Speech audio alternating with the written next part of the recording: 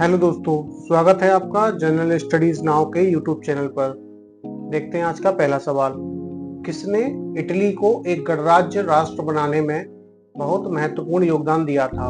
आपके ऑप्शन हैं Mazzini, Garibaldi, Victor Emmanuel या फिर कैबूर। तो इस प्रश्न का सही उत्तर है विकल्प ए, मेजनी। मेजनी ने इटली को एक गणराज्य राष्ट्र बनाने में बहुत महत्वपूर्ण योगदान दिया था। आपको बता दें कि मेजनी इटली का एक क्रांतिकारी था। उसका मानना था कि इटली छोटे राष्ट्रों के रूप में नहीं रह सकता। वह राष्ट्रों के व्यापक गठबंधन के भीतर इटली को एक एकीकृत गणराज्य बनाना चाहता था। अगला प्रश्न है, आधुनिक चीन का पिता किसे माना जाता है? आपके ऑप्शन है चियांग काई शेक, सनियात सेन, टांग फांग या फिर ली हांग झांग। तो इस प्रश्न का सही उत्तर विकल्प बी, सनियात सेन। सनियात सेन को आमतौर पर आधुनिक चीन का पिता कहा जाता है। वह किंग राजवंश को उखाड़ फेंकने और 2000 वर्षों के रूढ़िवादी राजतंत्र को समाप्त करने के लिए जिम्मेदार थे।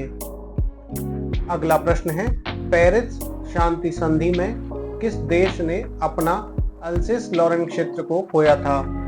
आपके ऑप्शन है जर्मनी, फ्रांस, ग्रेट ब्रिटेन या फिर इटली। तो इस प्रश्न का सही उत्तर विकल्प ए, जर्मनी। पेरिस शांति सम्मेलन जनवरी 1919 में पेरिस के बाहर ब्रसेल्स में आयोजित किया गया था। यह सम्मेलन प्रथम विश्व युद्ध के बाद शांति की शर्तों को स्थापित करने के लिए बुलाया गया था। इस संधि में जर्मनी ने अपने अल्सेस लॉरेन क्षेत्र को खो दिया था। अगला प्रश्न है, लीग ऑफ नेशंस की स्थापना कब हुई? आपके ऑप्शन है 10 फरवरी 1920, 10 दिसंबर 1919, 10 जनवरी 1920 या फिर 1 जनवरी 1920। तो इस प्रश्न का सही उत्तर है विकल्प सी, 10 जनवरी 1920। लीग ऑफ नेशंस या फिर राष्ट्र संघ पहला विश्वव्यापी अंतर सरकारी संगठन था। इसका मुख्य मिशन विश्व शांति बनाए रखना था। इसकी स्थापना 10 जनवरी 1920 को पेरिस शांति सम्मेलन द्वारा की गई थी, जिसने प्रथम विश्व युद्ध को समाप्त किया था। अगला प्रश्न है, रूसी इतिहास में ब्लडी संडे किसे कहा गया है? आपके ऑप्शन है रूस के जार के संपूर्ण परिवार का संहार इसी दिन किया गया था। इसी दिन जब शांतिप्रिय कर्मचारी प्रतिवेदन देने जा रहे थे तो मार्ग में उन पर गोलियां चलाई गई थी। इस दिन युद्धपोत पोतेमकिन के नाविक क्रांतिकारियों से मिल गए, या फिर मेशेनविक्स के साथ मुठभेड़ में बोल्शेविक्स क्रांतिकारियों की हत्या इसी दिन कर दी गई थी। तो इस प्रश्न का सही उत्तर विकल्प बी, इसी दिन जब शांतिप्रिय कर्मचारी प्रतिवेदन देने जा रहे थे तो उन पर मार्ग में गोलियां चलाई गईं। रूसी क्रांति की शुरुआत 1905 में 22 जनवरी दिन रविवार को हुई थी। उस दौरान रूस में जार निकोलस द्वितीय का शासन था।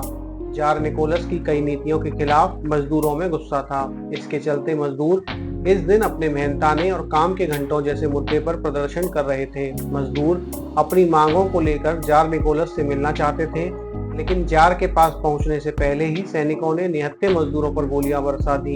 इस घटना में 500 से ज्यादा लोग मारे गए। अगला प्रश्न है, प्रथम विश्व युद्ध का प्रारंभ कब हुआ था? आपके ऑप्शन है 28 जुलाई 1914, 28 जून 1914, 3 अगस्त 1914 या फिर 1 जुलाई 1914। तो इस प्रश्न का सही उत्तर विकल्प बी, 28 जून 1914। प्रथम विश्व युद्ध पहला वास्तविक वैश्विक संघर्ष था। यह 28 जून 1914 को शुरू हुआ था। 1914 से 1918 तक कई महाद्वीपों में, समुद्र में और पहली बार हवा में लड़ाई हुई थी। अगला प्रश्न है, नेपोलियन फ्रांस का सम्राट कब बना था? आपके ऑप्शन है 1802 में, 1803 में, 1804 में या फिर 1805 में। तो इस प्रश्न का सही उत्तर विकल्प सी, 1804 में। नेपोलियन फर्स्ट, जिसे नेपोलियन बोनापार्ट भी कहा जाता है, एक फ्रांसीसी सैन्य जनरल और राजनेता था। नेपोलियन ने फ्रांसीसी क्रांति में महत्वपूर्ण भूमिका निभाई और फ्रांस के प्रथम कौंसल के रूप में सेवा की। इसके बाद 1804 में नेपोलियन ने खुद को फ्रांस का सम्राट घोषित किया। अंतिम प्रश्न है, संयुक्त राष्ट्र की स्थापना किस वर्ष हुई थी? आपके ऑप्शन है 1942, 1945, 1946 या फिर 1949। तो इस प्रश्न का सही उत्तर विकल्प बी, 1949। संयुक्त राष्ट्र यानी कि यूएन 1945 में स्थापित एक अंतरराष्ट्रीय संगठन है। वर्तमान में इसमें शामिल सदस्य राष्ट्रों की संख्या 193 है। इसका मुख्य उद्देश्य विश्व भर में शांति, सुरक्षा के साथ सामाजिक विकास सुनिश्चित करना है। तो दोस्तों, आज के एपिसोड में इतना ही। मिलते हैं अगले एपिसोड में। तब तक के लिए धन्यवाद।